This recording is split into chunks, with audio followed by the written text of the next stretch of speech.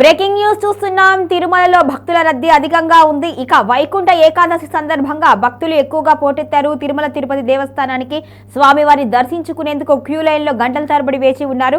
అదేవిధంగా ఇక ట్రాఫిక్ కూడా ఎక్కువగా ఉంది. గంటల తరబడి వాహనాలు అయితే రోడ్డు మీద నిలిచిపోతున్నాయి. అదేవిధంగా కిలోమీటర్ల మేరైతే వాహనాలు ఉన్నట్టుగా తెలుస్తోంది.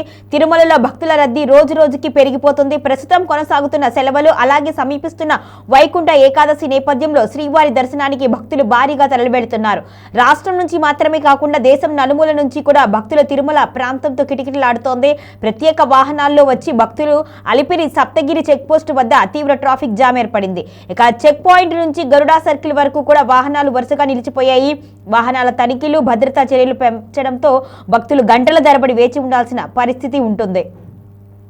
చిన్న పిల్లలు వృద్ధులు తీవ్ర ఇబ్బందులు ఎదుర్కొంటున్నట్లుగా తెలుస్తోంది. భక్తుల్లో ఆందోళన నెలకొంది. క్యూ లైన్ లో కూడా భక్తుల సంఖ్య భారీగా పెరగడంతో దర్శనానికి ఎక్కువ సమయం పట్టే అవకాశం కనిపిస్తోంది. వైకుంఠ ఏకాదశి సందర్భంగా వైకుంఠ ద్వార దర్శనానికి టీటీడీ ప్రత్యేక ఏర్పాట్లు చేసింది. ఇక భక్తుల రద్దీని దృష్టిలో పెట్టుకొని అదనపు క్యూ లైన్లు, తాగునీటి, వైద్య సదుపాయాలను కూడా ఏర్పాటు చేశారు.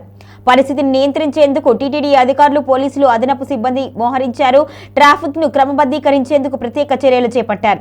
ముందస్తు దర్శన టికెట్లు, టోకెన్లు ఉన్నవారు మాత్రమే తిరుమలకు రావాలి అని, అవసరం లేని వారు వాహనాలతో రాకుండా ఉండాలి అని టీటీడీ విజ్ఞప్తి చేస్తుంది. ఇక క్యూ లైన్ లో శిలాతోరణం వరకు విస్తరించారు భక్తులు. టోకెన్ లేని భక్తులకు సర్వదర్శనానికి సుమారు 20 గంటల సమయం పడుతుంది. మొత్తానికైతే వైకుంఠ ఏకాదశి సందర్భంగా భక్తులైతే భారీగా తిరుమలకు చేరుకుంటున్నారు.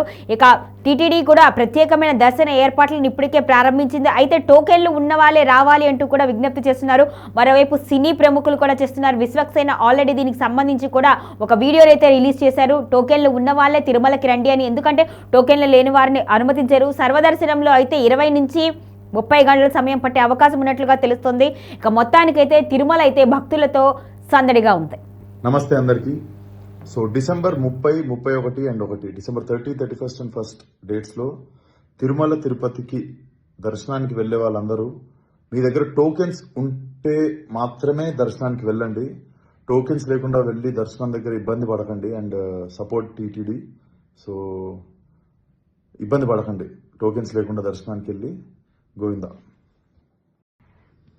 నమస్తే అందరికీ.